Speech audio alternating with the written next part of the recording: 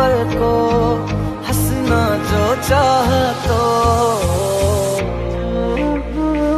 रुला के गया इश्क तेरा। सुन, कभी मैंने गुस्से में कह दिया ना जब ब्रेकअप, तो चले मत जाना, क्योंकि तुझे पता है ना मुझे मनाना नहीं आता।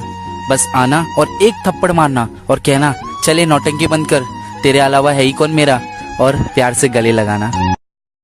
भाई तू इससे इतना प्यार करता और ये तुझे पागल बना रही है। इतना पागल नहीं हूँ मैं, मुझे पता है वो उसका बॉयफ्रेंड है। बुलाकर पूछूंगा वो कौन है तो अपना बेस्ट फ्रेंड बताएगी। छाया, कौन था वो? मेरा बेस्ट फ्रेंड था।